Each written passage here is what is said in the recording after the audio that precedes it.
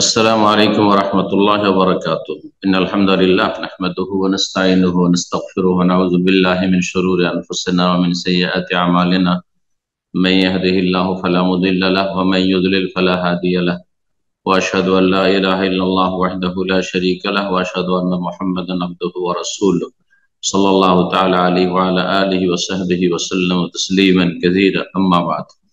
সম্মানিত শ্রোতা দর্শক মন্ডলী যেখান থেকে আমাদের সাথে যুক্ত হয়েছেন আপনাদেরকে আহলান ওয়া সাহলান। আল্লাহ রাব্বুল আলামিনের প্রশংসা এবং প্রিয় নবী সাল্লাল্লাহু আলাইহি ওয়াসাল্লামের উপর সালাত ও সালামের পর আজ রবিবার 16 রজব 1445 হিজরি মোতাবেক 28 জানুয়ারি 2024 আমাদের ধারাবাহিক আলোচনা ফিকহুস সালাত, সালাতের মাসাইল, পর্ব নম্বর 31।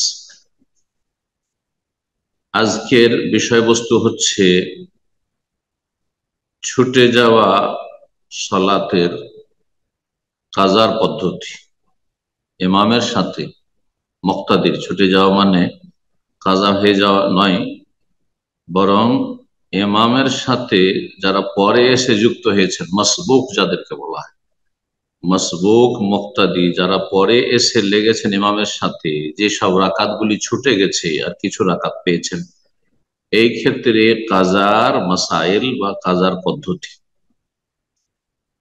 এই ক্ষেত্রে আমাদের কাছে প্রশ্ন খুব বেশি আসে আমাদের ভাই বোনদের পক্ষ থেকে যে ইমামের সাথে এক রাকাত বা দুই রাকাত পেলাম, তাহলে পরবর্তীতে বাকি যে সালাতগুলি পাইনি যেগুলি, সেগুলি যে আদায় করব, এই ক্ষেত্রে সূরা মিলাবো কি মিলাবো না, এইভাবে প্রশ্নটা বেশি করে। আর একটি পদ্ধতি হচ্ছে প্রশ্ন করার যে যেই রাকাতগুলি আমি পেলাম ইমামের সাথে, সেই রাকাতগুলি ইমামের তো পরের শেষে তৃতীয় অথবা চতুর্থ, কিন্তু আমার প্রথম দ্বিতীয় হবেন না ইমামের মতোই তৃতীয় চতুর্থ হবে। এই প্রশ্নের উত্তর আজকে দার্সে পাবেন ইনশাআল্লাহ, যাতে করে এরপরে আর কোনো সংশয় না থাকে, বিভ্রান্তি না থাকে, আর সঠিক মতটি সুন্নাহ ভিত্তিক আমলটি শিখে নিয়ে সে অনুযায়ী আমল করতে পারেন। রব্বুল আলামিন তৌফিক দান করুন। বলছেন লেখক, সিফাতু কাযাইল মা'মুমে মা ফাতাহু মিনার রাকাত, মুক্তাদির যে সব রাকাতগুলি ছুটে গেছে ইমামের সাথে লাগার আগে, পৌঁছার আগে যে রাকাতগুলি ছুটে গেছে, সেগুলি কাজা করার বিবরণ বা পদ্ধতি। আজকে 15টি মাসাইল আসবে সংক্ষেপে ইনশাআল্লাহ তাআলা। এই আমাদের আধা ঘন্টা বা তারও কম সময়ে আমরা সংক্ষেপে এই বিষয়গুলি আলোচনার চেষ্টা করব। প্রথম মাসলা, মান আদরাকা মাল ইমামে রাকাতা মিনা যুহরি আবিল আসরি আবিল ইশা, কোন ব্যক্তি যদি ইমামের সাথে যোহর, আসর কিংবা এশার এক রাকাত পেল, যোহর, আসর, এশায় 4 রাকাত সালাত ফরজ, তাতে এক রাকাত পেল, 3 রাকাত পেল না, তাহলে করণীয় ওয়াজাবা আলাইহি বাদা সালামেল ইমাম, ইমাম যখন সালাম ফিরে দেবে তখন এই মাসবুক ব্যক্তিকে মাসবুক বলা হয়, অর্থাৎ পিছিয়ে যাওয়া ব্যক্তি, ইমাম থেকে পিছিয়ে যাওয়া ব্যক্তি। সাবেক মানে অগ্রগামী, এগিয়ে যাওয়া ব্যক্তি, আর মাসবুক মানে পিছিয়ে যাওয়া ব্যক্তি, যার থেকে ইমাম এগিয়ে গেছে। আরবি শব্দ। ইমামের সালাম ফেরার পরে এই মাসবুক ব্যক্তি যে পিছিয়ে গেছে তার জন্য আবশ্যক হচ্ছে কাজা ও সালাসে রাকাত, 3 রাকাত কাজা করা, 3 রাকাত পরে আদায় করতে হবে, কাজা করতে হবে। এই ক্ষেত্রে 1 রাকাত পেয়েছেন, এখন আপনি এটাকে এমনি রেখে দিয়ে আপনি প্রথম থেকে প্রথম দ্বিতীয় শুরু করবেন না, এরকমটা করবেন না। যদি এমনটা হয় যে এটাকে আপনি জমা রেখে দিলেন যে 1 রাকাত আমার সাথে, তারপরে আপনি যেন নতুন করে প্রথম রাকাত থেকে শুরু করছেন, তাহলে আর 1 রাকাত সালাম ফেরার পরে তারপর আর একটা, তারপরে তাশাহুদ হবে, কিন্তু এটি আমল সুন্নাহ বিপরীত। এই আমলটি হানাফি ইমামরা বা আলেমরা বলে থাকেন যেটি সুন্নাহ বিরোধী, এটা নয়। বলছেন লেখক, ফায়াতি বা রাকাত, 1 রাকাত পেয়েছেন, সেটা আপনার প্রথম রাকাত। সুতরাং যখন প্রথম রাকাত আপনার, ইমামের কিন্তু চতুর্থ, আপনার প্রথম রাকাত হলো, তাহলে এখন আপনি 1 রাকাত আদায় করবেন। 1 রাকাত আদায় করবেন, যাতে সূরা ফাতিহা পড়বেন এবং ওয়াসুরা, তার সাথে আরেকটি সূরা মিলাবেন, কারণ দ্বিতীয় রাকাতে একাকী কেউ যদি সালাত আদায় করে অথবা ইমাম, তাহলে কি করবে? সূরা ফাতিহার সাথে একটি সূরা মিলাবে অথবা কিছু আয়াত মিলাবে, সেটাই করবেন। এটা দ্বিতীয় রাকাত হলো। তাহলে 2 রাকাত যখন হয়ে গেল তখন আপনার জন্য তাশাহুদ আউয়াল, প্রথম তাশাহুদ। তাই বলছেন সুম্মা ইয়াজলিসু লিতাশাহুদিল আউয়াল, প্রথম তাশাহুদে বসবেন আত্তাহিয়াত পড়ার জন্য। 2 রাকাত এখন হইল। এখন আপনার তৃতীয় চতুর্থ, সুম্মা ইয়াতি বারাকাতাইন, তারপরে 2 রাকাত আদায় করবেন, যেই 2 রাকাতে সূরা ফাতিহা, শুধু সূরা ফাতিহা পড়বেন। একমাত্র যোহরের সালাতে আর কেউ কেউ আসরে বলেছেন যে সাহাবাই কেরামগণ ইমামের পিছনেও সূরা মিলাতেন। এটি, এই মতটি হাদিস সম্মত, কিন্তু আমল এতে ফুকাহায়ে কেরামদের তেমন খুব কম রয়েছে। একমাত্র আহলুল হাদিস এবং হানাবেলা সালাফি জনগণ তারা আমল করে থাকেন যে জোহর আসরে ইমামের পিছনে যেহেতু শুনছেন না, সূরা ফাতিহার পরে আরো বেশ কিছু সময় নীরব না থেকে আপনি পড়তে থাকবেন। বলছেন এই ক্ষেত্রে যে সূরা ফাতিহা 2 রাকাত যে পরে পড়বেন, আপনার তৃতীয় চতুর্থ হলো, তাহলে শুধু সূরা ফাতিহা পড়বেন। কিন্তু ইল্লা যোহর, ব্যতিক্রম হচ্ছে যোহর। লেখক শুধু যোহর বলেছেন, কিন্তু অনেকে আসরও বলেছেন, সিররি সালাত। ফায়াকরা মাল ফাতিহা, মাগরিবের সাথে নয়। মাগরিবের সাথে যেহেতু তৃতীয় চতুর্থতে, মাগরিবের তৃতীয় আর এর সাথে তৃতীয় চতুর্থ শুধু সূরা ফাতিহা। কিন্তু এতে আপনি বলছেন যে জোহরে সূরা ফাতিহার সাথে সূরা মিলাতে পারবেন, যদিও বললাম যে অধিকাংশ আইম্মায়ে কেরাম বলছেন না, তৃতীয় চতুর্থতে শুধু সূরা ফাতিহার উপর ক্ষান্ত করবেন, সেটা একটু আমল করার চেষ্টা করবেন। ও আহিয়ানান ইয়াখতাসিরু আলাইহি, কখনো কখনো এর উপরে ক্ষান্ত হবে, মানে সূরা ফাতিহা, মানে তৃতীয় চতুর্থ রাকাতে আসল হচ্ছে শুধু সূরা ফাতিহা। তবে কেউ যদি পড়ে জোহরে পড়তে পারে, বলছেন লেখক। সুম্মা ইয়াজলিসু লিতাশাহুদিল আখির, এখন আপনার 4 পুরা হয়ে গেল। ইমামের সাথে 1 পেয়েছিলেন, তারপরে 1 পড়লেন, তারপর তাশাহুদ করলেন, প্রথম তাশাহুদ, তারপরে 2 পড়লেন। এখন শেষ তাশাহুদের জন্য বৈঠকে বসবেন।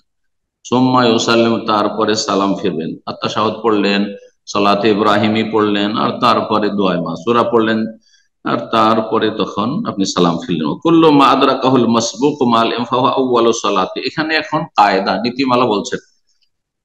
মসবুক ব্যক্তি, এখানে মসবুক শব্দটি ব্যবহার হয়েছে, পিছিয়ে যাওয়া ব্যক্তি যেই রাকাতগুলি ইমামের সাথে পেল, সেই রাকাতগুলি ফাহু আউয়ালু সালাতিহি, তার প্রথম সালাত, প্রথম রাকাত, দ্বিতীয় রাকাত।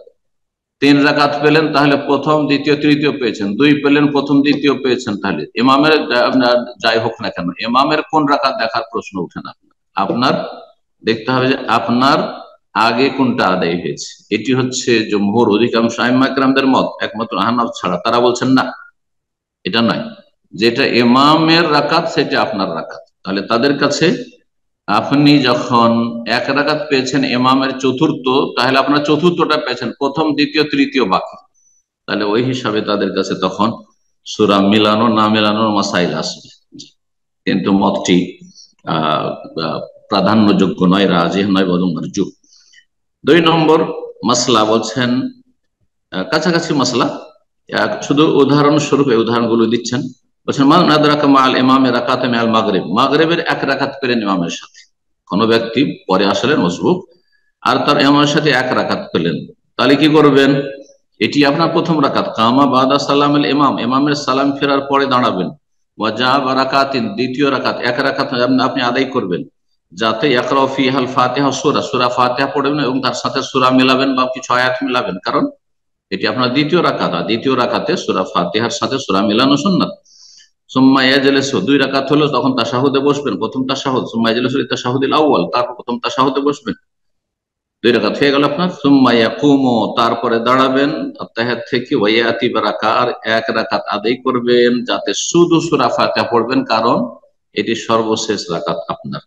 সুম্মা ইয়াজলিসু লিতাশাহুদিল আখির, তারপরে শেষ তাশাহুদের বৈঠকে বসবেন, আর তাশাহুদের যেসব দোয়া আজকার রয়েছে সেগুলি পড়ে নিয়ে আপনি সালাম ফিরবেন, যেমন আগের প্রথম মাসলায় উল্লেখ করা হলো। এক কথায় আপনি ইমামের সাথে যে সালাতগুলি পেলেন সেগুলি আপনার প্রথম রাকাত, প্রথম দ্বিতীয় রাকাত, আগের রাকাত, শেষের রাকাত নয়, ইমামের যদিও শেষের রাকাত।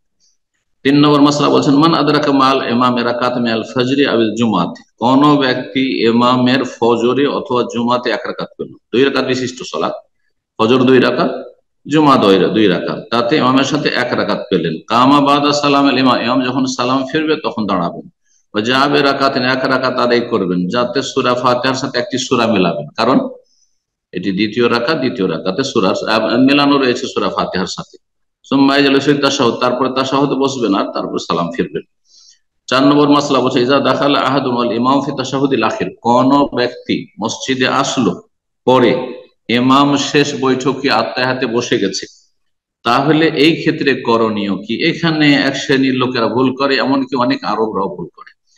সুন্নাত, সুন্নত হচ্ছে ইয়াদখুলা মাহু, ইমামের সাথে আপনি যেই অবস্থায় আছে সালাম ফেরার আগ পর্যন্ত, একেবারে সালাম ফিরতে যাচ্ছে আর হয়তো আপনার 2-4 সেকেন্ড আছে এখনো সালাম ফিরেনি, সালাম শুনতে পাননি, আপনি আল্লাহু আকবার দিয়ে আপনি বসে যান গিয়ে।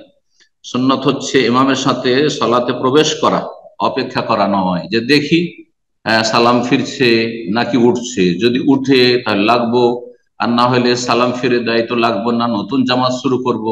এটি সুন্নতের খেলাফ কাজ, যেটা অনেকে এখানে করতে দেখা যায়, ভুল আমল এটি। ইমাম, ইমাম সালাম ফিরার পরে বাকি যে সালাত গুলি, কোন রাকাতই পাননি আপনি, রাকাত পাননি, সেই জামাতের সেই ফজিলতটা পেলেন না, কিন্তু ইমাম যতক্ষণ সালাম না ফিরেছে ততক্ষণ ইক্তেদা করা যাবে। এই নয় যে শেষ রাকাতে কমপক্ষে 1 রাকাত পেতে হবে, 1 রাকাত না পেলে ইক্তেদা করা যাবে না, এই ধারণা ভুল ধারণা। জি, আর এই আমলটি ভুল আমল। 5 নম্বর মাসআলা বলছেন, একাকি যদি কাতারে কেউ দাঁড়ায়, কাতারের পেছনে ইমামের পেছনে একা দাঁড়িয়ে গেছে, অথবা ইমামের পেছনে কাতার আছে আর কাতারের পরে কাতারের ডানে বামে জায়গা থাকা সত্ত্বেও একা দাঁড়িয়ে গেছে, তাহলে সালাত হবে না, সালাত হবে না। এই মর্মে স্পষ্ট নবী সাল্লাল্লাহু আলাইহি ওয়াসাল্লাম হাদিস রয়েছে যে যেই ব্যক্তি একাকি সালাত আদায় করেছিল অথচ ডানে বামে আগের কাতারে জায়গা ছিল, ফাআমারাহু আন ইউঈদাস সালাত, তাকে পুনরায় সালাত আদায় করতে বলেন, তোমার সালাত বাতিল। জায়গা সামনে থাকলে অনেকে কিন্তু শুধু রাকাত ধরার জন্য, অথবা বুড়ো মানুষ একটু ডানে বামে হাঁটতে হবে, অলস, হাঁটবে না, এসে লেগে গেল ইমামের পেছন দিকে, কাতার পেছনে একা লেগে গেল, মনে করলো আমি রাকাতটা পেয়ে গেলাম, না, পুরো নামাজ বাতিল, নামাজ হবেই না তার। কিন্তু জায়গা যদি না থাকে, ডানে বামে দেখছে সব ফুল হয়ে গেছে, এখন কেউ নেই, করণীয় কি? একদল ফুকাহারা ইজতিহাদি ফতোয়া দিয়েছেন যে একজনকে টেনে সঙ্গী বানিয়ে নি, কিন্তু একজনকে টানার যে মতটি রয়েছে তাতে 1 নম্বর ক্ষতি হচ্ছে যে তাকে আগের কাতারের ফজিলত থেকে বঞ্চিত করলেন। 2 নম্বর হচ্ছে তার খুশুকে আপনি ডিস্টার্ব করলেন, সে যে মনোযোগী হয়ে সালাত আদায় করছিল তাকে অন্যমনস্ক করে দিলেন। অবশ্যই তার মন মগজ আপনার দিকে ফিরে গেছে যে আমাকে একজন টানলো পিছন দিকে, আমাকে আসতে হবে, ইশারা করলো ইত্যাদি। সুতরাং এই দুটো ক্ষতির কারণে এইভাবে একজনকে টেনে সঙ্গী বানানো, এটি এই ফতোয়া লেখক বলছেন যে ঠিক নয়, বরং এই অবস্থায় একা দাঁড়িয়ে যাবেন ইমামে কাতারের পিছনে, যেহেতু ডানে বামে কোনো জায়গা পাচ্ছেন না, ফুল হয়ে রয়েছে কাতার, আপনার সালাত হয়ে যাবে, কারণ আপনি মাজুর, আপনার ওজোর আল্লাহর কাছে গ্রহণযোগ্য। জি, তাই বলছেন এই মাসলা, লা তাসিহু সালাতু রাজুলিল ওয়াহিদ, একাকী ব্যক্তি যদি পুরুষ পুরুষ একাকী ব্যক্তি সালাত আদায় করে খালফাস সাফে, কাতারের পেছনে, হ্যাঁ, তাহলে তার সালাত শুদ্ধ হবে না, ইল্লা লি উযরিন, তবে যদি শরীয়ত সম্মত কোনো ওজর অজুহাত থাকে। কেমন অজুহাত? কামাল্লাম ইয়াজিদ মাকানান ফিস সাফে, কাতারে কোনো জায়গা নেই, ডানে বামে ফুল হয়ে গেছে, ইউসাল্লি খালফাস সাফে, তাহলে কাতারের পেছনে একাই লেগে যাবে। এই নয় যে একজনের অপেক্ষা করি, কেউ যদি আসে আমার সঙ্গী হবে তারপরে আমি তাকবীরে তাহরিমা দেব, এটাও সুন্নতের খেলাফ।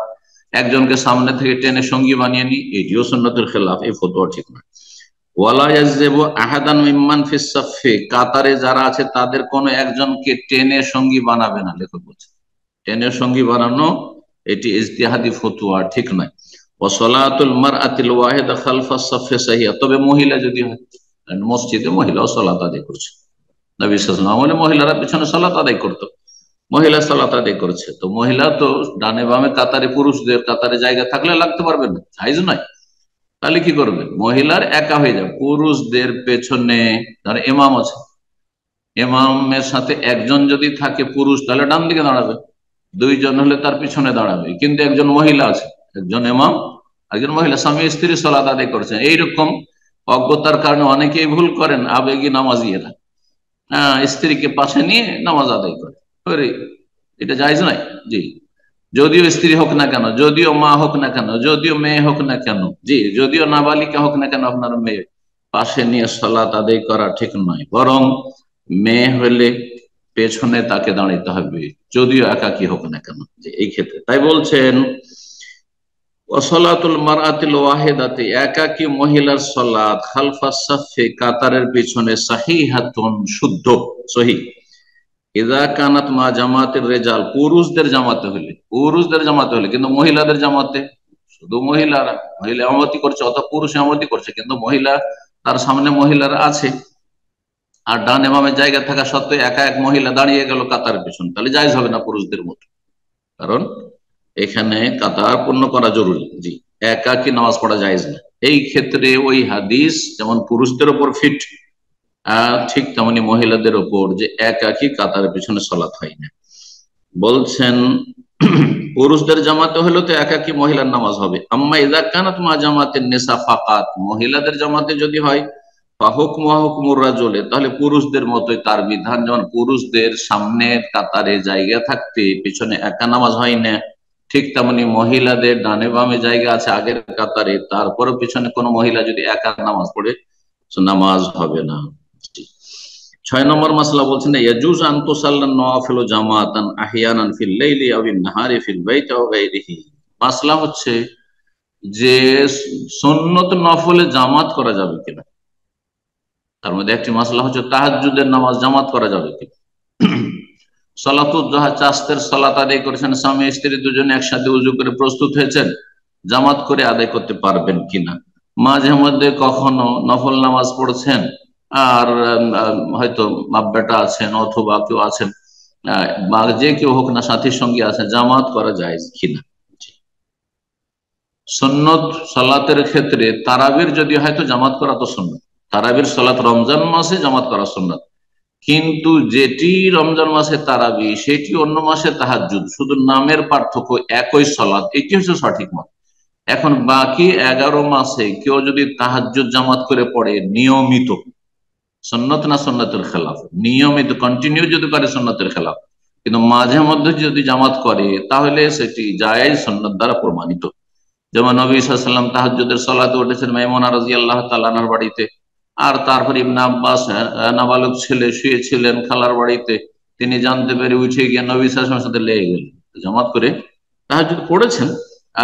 এটা করেননি যে না তুমি আলাদা হয়ে যাও, কারণ তাহাজ্জুদে জামাত চলবে না। কিন্তু মাঝে মধ্যে, সব সময় সুন্নত নফলে জামাত চলবে না, সালাতুল দুহা, চাস্তের নামাজে, তাহাজ্জুদের নামাজে জামাত চলবে না, যদিও স্বামী স্ত্রী হোক না কেন, মাঝে মধ্যে জামাত করতে পারে। জি, বলছেন সেটা যেখানে হোক না কেন, বাড়িতে হোক, বাইরে হোক, আপনার মসজিদে হোক, সুন্নত নফলে জামাত করা যেতে পারে। কখনো কখনো জামাত সহকারে নফল পড়া, সুন্নত পড়া জায়েজ, ফরজ ছাড়া। আসল হচ্ছে জামাত হচ্ছে ফরজ সালাতের জন্য, আর সুন্নতের মধ্যে ঈদুল আজহা, ঈদুল ফিতর, এগুলি জামাত, ইস্তিসকার সালাত ইত্যাদি এগুলো যে রয়েছে, তারপরে সূর্য চন্দ্র গ্রহণের সালাত, এগুলো হাদিস দ্বারা প্রমাণিত। কিন্তু এমনি নফল যেগুলো সাধারণত একাকি পড়া হয়, কেউ যদি জামাত করে মাঝে মধ্যে জায়েজ, ফিল্লাইলে, রাতে, আবিন নাহারে, দিনে, ফিলবাইতে, বাড়িতে হোক, আও গায়রিহি, দোকানপাটে হোক, মাঠে ঘাটে হোক, অথবা মসজিদে হোক, জায়েজ রয়েছে। নবী সাল্লাল্লাহু আলাইহি সাল্লাম এক অন্ধ সাহাবীর বাড়ি গেলেন, দাওয়াত দিলেন, ইয়া রাসূলুল্লাহ, আমি তো আসতে পারি না, আমার বাড়ি থেকে মসজিদ আসতে একটু নালা পড়ে, যেখানে পানি টানি হয়ে যায়, আর বর্ষা বৃষ্টি হলে কষ্ট হয়, তারপরে আমি চোখে দেখি না, তো আমার বাড়িতে একটা জায়গা আমি নির্ধারিত করতাম, আর আপনি যদি আসতেন সেই জায়গাটিতে সালাত আদায় করে দিতেন, উদ্বোধন হয়ে যেত, এটা আমার জন্য বরকতের কারণ হতো। এইরকম বরকত নবী সাল্লাল্লাহু আলাইহি ওয়াসাল্লাম থেকে ঠিক আছে প্রমাণিত নেওয়া, কিন্তু অন্য কোনো ব্যক্তি সম্পর্কে আলেম আসেন, এই জায়গাটিতে নামাজ পড়ে দেন, তাবাররুকান, এটা জায়েজ নয়। এটি হচ্ছে সালাফি ওলামাদের ফতোয়া। পক্ষান্তরে বিদাতীদের কাছে যে কোনো লোকের থেকে তাবারুক হাসিল করা নবী সাল্লাল্লাহু আলাইহি ওয়াসাল্লামের মতো, তাহলে তারা নবী সাল্লাল্লাহু আলাইহি ওয়াসাল্লামের বেশি শ্রদ্ধা করে না, অথচ ভুল বোঝায় মানুষকে যে যারা আহলুল হাদিস বা সালাফি, তারা নবীর গোস্তাখি করে, নবীর বেয়াদবি করে, অথচ তাদের মধ্যে দেখা যায় তাদের চাইতে বেশি আমরা নবী সাল্লাল্লাহু আলাইহি সাল্লামের আদব, এহতেরাম, সম্মান, মর্যাদা বেশি দিয়ে থাকি। জি, যতটা আল্লাহ দিয়েছেন, কিন্তু সে তাতে অতিরঞ্জন বাড়াবাড়ি করে নবীর কাছে চাওয়া, তখন শিরক কুফরি হয়ে যাবে। বেদাতি পদ্ধতিতে আমল করা, আপনি বলছেন বেশি ভক্তি দেখাইলাম, নবীর নাম আসলে আপনি চুমো দিলেন, বৃদ্ধাঙ্গুলে চুমো দিলেন, চোখে লাগালেন, এগুলো বেদাতি কাজ, এগুলি মহব্বত নয়, আর এগুলি বরকত হাসিল করা নাই। জি, এগুলি বেদাতি কাজ, গুমরাহি। তো যাই হোক, নবী সাল্লাল্লাহু আলাইহি সাল্লাম ওই সাহাবের বাড়িতে গিয়ে নামাজ পড়েছেন। জি, তারপরে আনাস রাদিয়াল্লাহু তাআলা হাদিসে রয়েছে যে তার দাদি বা নানি যে মালাইকা ছিল, হ্যাঁ, তার সেই বুড়ি ছিল, আনাস ছিলেন, নবী সাল্লাল্লাহু আলাইহি সাল্লাম ছিলেন, এইভাবে সেখানে জামাত করেছেন। এগুলো সুন্নত নফল নামাজে জামাত করেছেন সকালবেলা। তো বেশ কিছু হাদিস দ্বারা প্রমাণিত, কিন্তু সব সময় নয়, অধিকাংশ সময় জামাত করে পড়েননি। পরিবারের সাথে, স্ত্রীর সাথে সুন্নতগুলি বাড়িতে গিয়ে পড়েছেন, জামাত করে পড়েননি। জি, তারপরের মাসলা 7 নম্বর মাসলা বলছে ইউসান্নু লিমান রামা ইউসাল্লিল ফারিদ ওয়াহদাহু আন ইউসাল্লিয়া মাহু। যদি দেখেন যে কোনো ব্যক্তি একা পড়ে গেছে, জামাত হয়ে গেছে, একাই তার ফরজ আদায় করছে, তাহলে তার যেন জামাতের সওয়াবটা হয়ে যায়, সেজন্য তার উপর সাদকা করে, তার সাথে আপনি নফলের নিয়তে লেগে যান। এটা হচ্ছে সুন্নাত, ওয়াজিব নয়, জরুরি নয়, এটি হচ্ছে সুন্নাত, তার সাথে লেগে যাওয়া।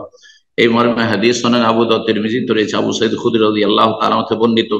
তিনি বলছেন আন্না রাসূলুল্লাহ আবসারা রাজুলান ইউসাল্লি ওয়াহদাহু, দেখলেন রাসূলুল্লাহ সাল্লাল্লাহু আলাইহি ওয়াসাল্লাম জনৈক ব্যক্তিকে যে একাকী যে সে ফরজ আদায় করছে জামাত হয়ে যাওয়ার পরে মসজিদ নববীতে। ফাকালা, বললেন রাসূলুল্লাহ সাল্লাল্লাহু আলাইহি ওয়াসাল্লাম অন্যান্য সাহাবীরাকে যারা জামাতে অলরেডি সালাত আদায় করে নিয়েছেন, আলা রাজুলুন ইয়াতাসাদ্দাকু আলা হাযা, কোন ব্যক্তি এমন কি নেই যে এই ব্যক্তিকে দান সাদকা করবে, মানে এর জামাতের সবটা বৃদ্ধি করে দিবে, হ্যাঁ, ওসিলা হবে, মাধ্যম হবে জামাত করার। ফায়ুসাল্লি মাহু, তার সাথে সালাত আদায় করবে, এমন কোন লোক কি তোমাদের মধ্যে আছে? নেই। হাদিস আবু দাউদে হচ্ছে 574, এবং হাদিসটিকে আল্লাহ আলবানী সহিহ সুনান আবু দাউদে সহিহ বলেছেন। তারপরে 8 নম্বর মাসলা বলছেন ইয়াস্তাহিবুল ইমামু, মুক্তাদির জন্য মুস্তাহাব হচ্ছে আল্লাহ ইয়াকুমা ক্বাবলা ইনসিরাফি ইমামিহি আল মামুমিন, মুক্তাদিরা তাড়াহুড়া করে সালাম ফেরার সাথে সাথেই মসজিদ থেকে বেরিয়ে পড়বে না বা প্রস্থান করবে না যতক্ষণ পর্যন্ত ইমাম সাহেব মুক্তাদিদের দিকে ফিরে না বসবে। মুক্তাদিদের দিকে মুখ করে ফিরে বসা সুন্নাত। পক্ষান্তরে হানাফি মসজিদগুলিতে না, মুক্তাদিদের দিকে মুখ করে ফিরবে না, হ্যাঁ, মুখোমুখি হবে না, বরং ডান দিকে একটু কাত হয়ে বসবে। আর তাতে বেরেলবিদের শিরকি আকীদা যে যাতে করে মোনাজাত, বেদাতি মোনাজাত ধরবে, ওই মোনাজাতের কিবলা যাতে করে, হ্যাঁ, বড় পীর আব্দুল কাদের জিলানীর মাজার বাগদাদ শরীফ হয়। তাদের কাছে সালাতের কিবলা হচ্ছে কাবা, আর মোনাজাতের কিবলা হচ্ছে বাগদাদ শরীফ। আল্লাহ এসব অনিষ্ট থেকে, শিরক থেকে আল্লাহ হেফাজত করেন এবং মুসলিম জাতিকে বুঝার তৌফিক দান করেন, হেদায়েত দান করেন। 9 নম্বর মাসলা বলছেন ইয়াসহিহু ইক্তিদাউল মা'মুম বিল ইমাম ফিল মসজিদে ওয়া ইন লাম ইয়ারাহু। মসজিদে গেলেন, দেখছেন যে মসজিদে গিয়ে ইমামকে দেখতে পাচ্ছেন না, সালাত আদায় করছেন কিন্তু ইমাম নজরে আসছেন না, এমনকি ইমামের পিছনে যেসব মুসাল্লিরা আছে ওরা কেউ দেখতে পাচ্ছেন না। বারান্দায় সালাত আদায় করছেন, সামনে আপনার দেয়ালের আড় রয়েছে, ডানে বামে মসজিদের পাশে যেসব রুমগুলি রয়েছে সেগুলিতে সালাত আদায় করছেন, আওয়াজ শুনতে পাচ্ছেন, কিন্তু তকবীর শুনতে পাচ্ছেন যাতে করে ফলো করতে পারেন। তকবীর না শুনলে কি করে ফলো করবেন? লোকজনকে দেখতেও পাচ্ছেন না আর তকবীরও শুনতে পাচ্ছেন না, তাহলে তো চলবে না। দেখতে যদি না পান, ইমামকেও দেখতে পাচ্ছেন না, ইমামের পিছনে যারা লেগে আছে মুক্তাদি তাদেরকেও দেখতে পাচ্ছেন না, তারপরও ইমামের ইক্তেদা করতে পারবেন মসজিদে। এজা সামিয়া তকবীর, শর্ত হচ্ছে দুটি, এক হচ্ছে তকবীর শুনতে যেন পান, আর একটা হচ্ছে কাতার যাতে মিলিত থাকে, কাতার যাতে মিলিত থাকে। এখানে গুরুত্বপূর্ণ একটি মাসলা বলবো, মসজিদে হারামে অথবা মসজিদে নববী যে জামাত হচ্ছে, এখানে এই জামাতের ইক্তেদা করতে গিয়ে অনেকে আপন আপন হোটেল থেকে, অনেকে রাস্তাঘাট থেকে, মাঝখানে বিশাল গ্যাপ পড়ে আছে, শুধু তকবীর গুলি শুনতে পাচ্ছে, সেই জন্য এসব পরোয়াই করেন না, কাতার মিলালো না, অথচ তাও সে মিলাতে পারবে। জামাত পাক আর না পাক, যদি জামাত ধরতে হয় আর যদি পড়তে হয় জামাতের সব হাসিল করতে হয়, তো একটু আগে বেরিয়ে আসেন। হোটেল বিচ্ছিন্ন হয়ে রয়েছে, মাঝখানে গ্যাপ রয়েছে, ইমামকে দেখতে পাচ্ছে না, আর অন্যান্য মুক্তাদিরকে দেখতে পাচ্ছেন না, নিজের নিজের হোটেলের সামনে এসে ফুটপাতে মশাল্লা বিছিয়ে বসে আছে। এইসব দৃশ্যগুলি যারা হজ উমরা আসছেন, বিশেষ করে রমজানে হজের মৌসুমে দেখতে পাচ্ছেন, এমনি সময়ও দেখতে পাচ্ছেন।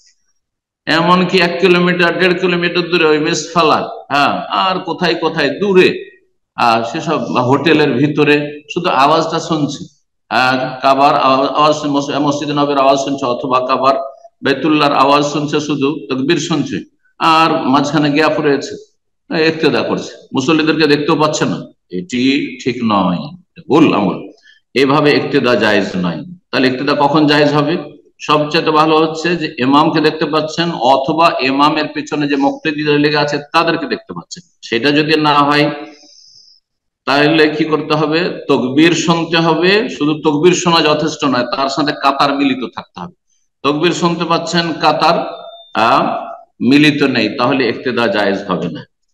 তবে কাতার যদি মিলিত থাকে, কাতার মিলে আছে, তকবীর শুনতে পাচ্ছেন না, অনেক সময় মাইক ব্যবহার হয় না, আমাদের দেশে মাইক ব্যবহার হয় না, 4-5 কাতার পেছন থেকে তকবীর টকবীর কিছু শোনা যায় না, কিন্তু আপনি দেখছেন যে কাতার মিলিত হয়, সামনের কাতারের লোককে দেখছেন, তারা সামনের কাতারকে ফলো করছে, তারা তার সামনের কাতারকে ফলো করছে। এইভাবে তাদের অনুকরণ করে যদি সালাত আদায় করেন, কাতার মিলিত থাকে, আওয়াজ না শুনতে পেলে ইক্তেদা জায়েজ হতে পারে। 10 নম্বর মাসলা বলছেন সুন্নাহ। সুন্নাত হচ্ছে আইয়ান সারিফাল ইমাম ইলাল মামুমিন বাদা সালাম ফেরার পরে ইমাম সাহেব মুক্তাদির দিকে ঘুরে বসবে। ফাইন সাল্লাহ মাহু নিসান, কিন্তু মহিলারা যদি থাকে পিছনে, অনেক সময় মসজিদে কোনো পর্দা দেওয়া নাই, পেছন দিকে মসজিদ, যেমন নবী সাল্লাল্লাহু আলাইহি ওয়াসাল্লামের আমলে এরকমটাই ছিল। তখনকার যুগে মানুষের অন্তর পরিষ্কার ছিল, তখনকার যুগে এরকম ব্যবস্থাপনা করা জটিল ছিল। এইরকম অনেক সময় হতে পারে যে আপনি সালাত আদায় করছেন, পিছনে মহিলারা এসে লেগে গেছে, জায়েজ রয়েছে যদি ফিতনার আশঙ্কা না থাকে। পেছন দিকে থাকতে হবে মহিলাদের কাতার। মহিলারা যদি সালাত আদায় করে ইমামের পেছনে, তাহলে তাড়াতাড়ি সালাম ফেরার সাথে সাথে ইমাম সাহেব ঘুরে বসবেন না। ইমাম সাহেব ঘুরে বসবেন না, যাতে করে কোন মহিলার চেহারা খোলা থাকলে নজরে না চলে আসে। একটু সময় দিবেন যাতে করে মহিলারা আগেই মসজিদ থেকে বেরিয়ে চলে যায়, মসজিদ থেকে বেরিয়ে চলে যায়, তারপরে ফিরবেন। নবী সাল্লাল্লাহু আলাইহি ওয়াসাল্লামের এই মর্মে হাদিস রয়েছে। বলছেন যদি ইমামের সাথে মহিলারাও সালাত আদায় করে, লাবেসা কালিন, কিছুক্ষণ অবস্থান করবে, থামবে, লিয়ান সারিফনা, যাতে মহিলারা আগে মসজিদ থেকে প্রস্থান করে। আর একটা মাসলা হচ্ছে যে ফরজ সালাতের পরে সালাম ফিরা হয়েছে, আর তারপরে সাথে সাথেই ওইখানে যেখানে ইমামতি করলেন সেখানেই সুন্নত পড়া শুরু করলেন ইমাম সাহেব, এটি মাকরুহ। ইমামকে জায়গা পরিবর্তন করতে হবে, মুক্তাদিদের জায়গা পরিবর্তন করা সম্পর্কে হাদিস সহিহ নয়। যদি করেন ভালো কথা। অনেকে কিন্তু পাশের লোককে সব সময় একটু সরার জন্য বলবেন, ভাই আমার জায়গায় আসেন, আপনার জায়গায় আমি যাই।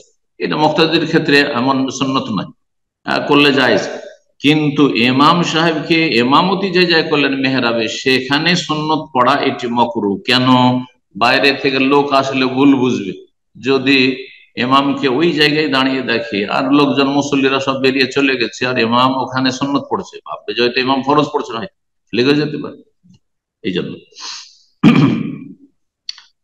11 নম্বর মাসলা, ইয়াজুজু ইযা দাখাল মাকান, জায়গা যদি সংকীর্ণ থাকে, তাহলে ইউসাল্লিল ইমাম ওয়া মা'হু ওয়া ওয়ারাহু ওয়া ফাওকাহু আসফালা মিনহু মুসাল্লুন, মুসল্লিরা ইমামের পাশেও দাঁড়াতে পারবে, ডান দিকে দাঁড়াবে, উত্তম হচ্ছে পুরুষদের, আর মহিলা ইমামের ডান বামে সব জায়গায় দাঁড়াতে পারবে, সামনের দিকে শুধু দাঁড়াতে পারবে না, পেছনে দাঁড়াবে, ওপরেও 2 তলা 3 তলা 5 তলা ওপরেও দাঁড়াতে পারবে, নিচেও যদি থাকে আপনার বেসমেন্ট সেখানেও দাঁড়াতে পারবে, যে কোনো জায়গায়। 12 নম্বর মাসআলা বলছেন যে আল মুসাফাহাতু আকিবাস সালাতিল মাফরুজা বিদআতুন, ফরজ সালাতের পরে ডানে বামে মুসল্লিদের সাথে মুসাফা করা, জি এই প্রচলনটি কিছু কিছু মানুষের মধ্যে রয়েছে। আরব দেশের মধ্যে মেসরি অনেকে করে থাকে, সালাম ফিরার পরে, সালাম ফিরা হলো যখন সালাত শেষ হলো, সালাম আলাইকুম, সালাম আলাইকুম, পাশের লোকে মুসাফা করা।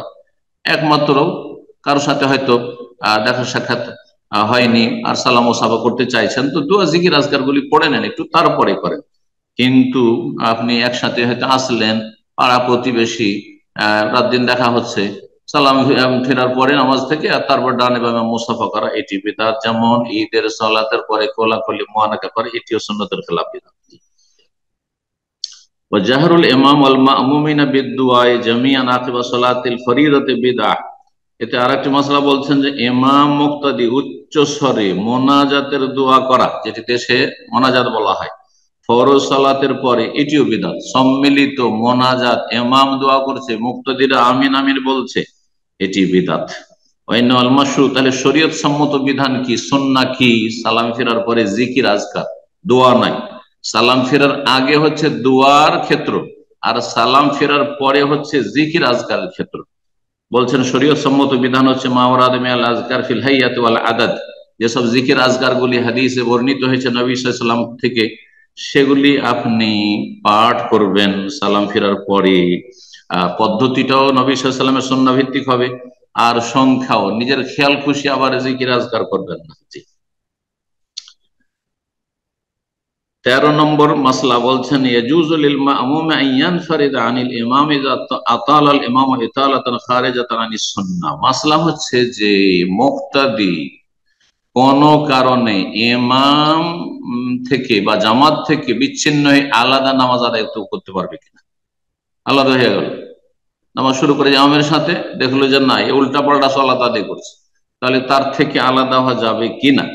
বলছেন এই ক্ষেত্রে মাসলা, গুরুত্বপূর্ণ মাসলা। জি, আপনার যদি দুনিয়ার কোন দ্বন্দ্ব শত্রুতা থাকে, না এর পিছনে নামাজ পড়বো না সেই জন্য আলাদা, তাহলে জায়েজ নয়।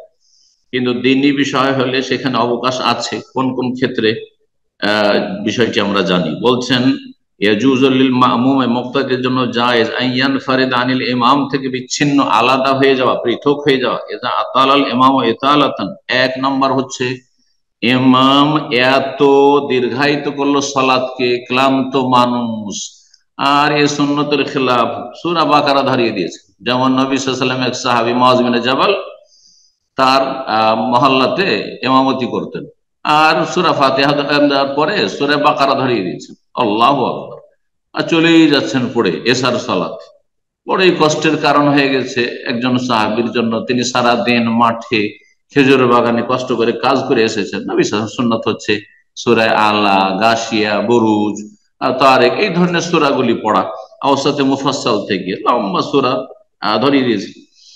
তো এই ক্ষেত্রে তিনি আলাদা হয়ে নামাজ আদায় করে বাড়ি চলে গেছিলেন। আর তারপরে যখন মুআয বিন জাবালকে বলা হলো, তখন তিনি বিরূপ মন্তব্য করলেন, তো মুনাফিক, সেই জন্য জামাত থেকে বেরিয়ে চলে গেছে। তিনি যখন জানতে বললেন ওই সাহাবী যে আমাকে মুনাফিক বলেছে, রাসূলুল্লাহ সাল্লাল্লাহু আলাইহি ওয়াসাল্লামের কাছে কেস নিয়ে চলে আসে, ইয়া রাসূলুল্লাহ, আমাকে মুআয বিন জাবাল মুনাফিক বলেছে আর সূরা বাকারা ধরিয়ে দিয়েছে এশার নামাজ, আমার জন্য তো অসম্ভব, এই জন্য আলাদা হয়ে আমি নামাজ পড়েছি। তখন নবী সাল্লাল্লাহু আলাইহি ওয়াসাল্লাম ওই লোকটিকে শাসন করেননি, বরং মুআযকে শাসন করেছেন। বলেছে আফাত্তানুনি ইয়া মুআয, তুমি কি ফিতনাবাজ নাকি, ফিতনা সৃষ্টি করছো, বিশৃঙ্খলা সৃষ্টি করছো। ঠিক।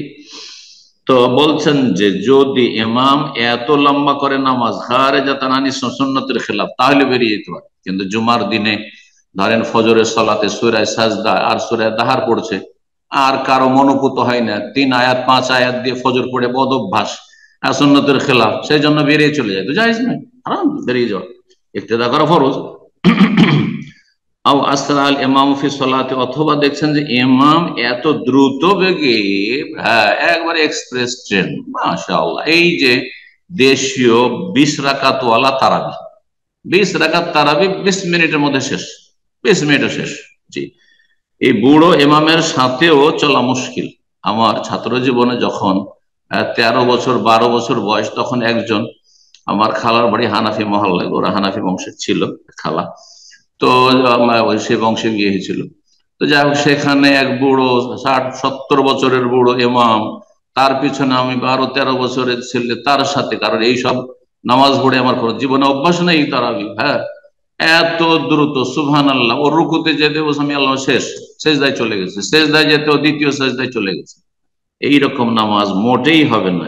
এমন যদি তাড়াহুড়া করে সালাত আদায় করে, তাহলে সেই নামাজ আপনি ছেড়ে দিয়ে আলাদা আপনি খুশুর সাথে ফরজ ওয়াজিব গুলি আদায় করে সালাত আদায় করবেন, না হলে নামাজ আপনার হবে না, যেমন তাদের নামাজ হয় না।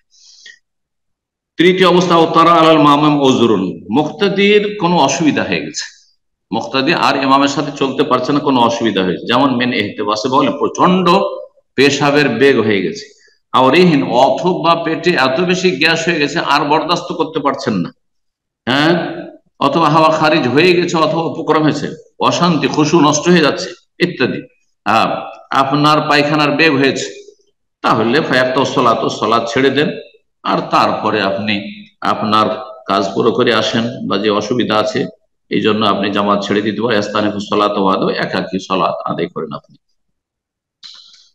তারপরের মাসলা 14 নম্বর মাসলা বলছেন, ইয়াজহারুল ইমামু ফি আদাই তাকবীর ওয়া তাসমিয় ওয়া তাসলিম ওয়া তামিন ফি সলাতে, ইমাম সাহেব এর দায়িত্ব হচ্ছে সে জেহরি নামাজ হোক রাতের অথবা দিনের সিররি সলাত হোক, তেলাওয়াত হোক, তকবীর উচ্চ স্বরে পড়বেন, সামি আল্লাহু লিমান হামিদা উচ্চ স্বরে, রব্বানা ওয়া লাকাল হামদ তাসলিম সালাম ফিরবেন জোরে, আমিন বলবেন হ্যাঁ জোরে রাতের, দিনের আমিন জোরে নয়,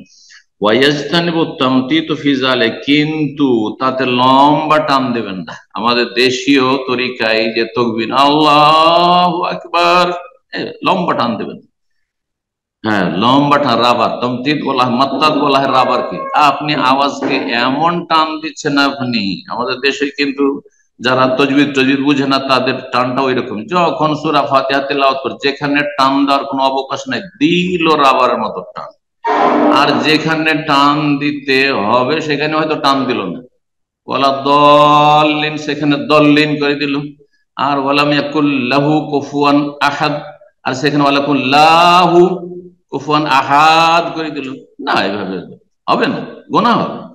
জি, তো এমন সুরে টান দেওয়া, লম্বা সুরে টেনে টুনে তেলাওয়াত করা, যেটাকে বলা হচ্ছে তাকাল্লুফ, সেটা ঠিক নয় তাকবীরের ক্ষেত্রেও, আর সামি আল্লাহু লিমান হামিদা বলার ক্ষেত্রে, সালাম ফিরার ক্ষেত্রে, আমিন বলার ক্ষেত্রে। জি, কিন্তু হালকা টান দিবেন, আমিন আমিন, এটা হচ্ছে সুন্নাত, আমিন নয় শুধু। জি, 15 নম্বর মাসলা বলছেন, কোন ইমাম যদি আল্লাহ ছাড়া অন্যকে ডাকে, ইয়া গৌস, ইয়া খাজা, ইয়া জিলানি, ইয়া শাহজালাল, ইয়া হুসেন, যদি কাউকে ডাকে আল্লাহ ছাড়া অন্যকে ডাকে, আল্লাহ ছাড়া অন্যের কাছে ফরিয়াদ করে, ইয়া মাদাদ অমুক, অথবা আল্লাহ ছাড়া অন্যের জন্য জবাই করে, ওরসে যায় খাসি মোরগ নিয়ে আর মাজারে জবাই করে, ইন্দাল কুবুর কবরের পাশে, অথবা অন্য কোনো আস্থানে, কোনো গাছের আস্থানে, কোনো জায়গায় আল্লাহ ছাড়া অন্যের জন্য কোনো কিছু উৎসর্গ করে, আও ইয়াদু আহলাল কবুর, অথবা কবরবাসীকে ডাকে আহ্বান করে, তার পিছনে সালাত পড়া জায়েজ নয়। তাহলে যারা বড় শিরকি আকীদায় মুসলিম সমাজে রয়েছে, মাজারপন্থী কুফরি আকীদা রয়েছে, ঈমান ভঙ্গকারী আকীদা বিশ্বাস রয়েছে, তাদের পিছনে সালাত পড়া জায়েজ নয়। কেন? লিআন্নাহু কাফিরুন, কারণ সেই ব্যক্তি কাফের, মুশরিক, ওয়া সালাতুহু বাতিলা, তার নিজেরই নামাজ যখন বাতিল, তাহলে মুক্তাদিদের নামাজ কি করে হবে? বাতিল। এখানে আজকের আলোচনা শেষ করছি। আল্লাহ রাব্বুল আলামিন যেন আমাদেরকে সুন্নাহ ভিত্তিক আমলে তৌফিক দান করে, শিরক বিদআত থেকে বাঁচিয়ে রাখেন, উপকারী জ্ঞান দান করেন। যেসব ভাই বোন আমাদের সাথে থাকলেন, বিশেষ করে দর্শে বিভিন্ন জায়গা থেকে, দেশ থেকে, আল্লাহ তাদের দিন দুনিয়ার সার্বিক কল্যাণ দান করেন। আর যারা আমাদের সাথে সার্বিক সহযোগিতা করছে, বিশেষভাবে তাদের জন্য দোয়া করি, আল্লাহ তাদেরকে উত্তম প্রতিদান দান করেন, এবং রব্বুল আলামিন দিন দুনিয়ার সার্বিক কল্যাণ, রহমত, বরকত আমাদের সকলকে দান করেন। اللهم اشف مرضانا مرضى المسلمين، اللهم اشف مرضانا مرضى المسلمين، اللهم اشف مرضانا مرضى المسلمين، وصلى الله وسلم على نبينا محمد وعلى آله وصحبه أجمعين.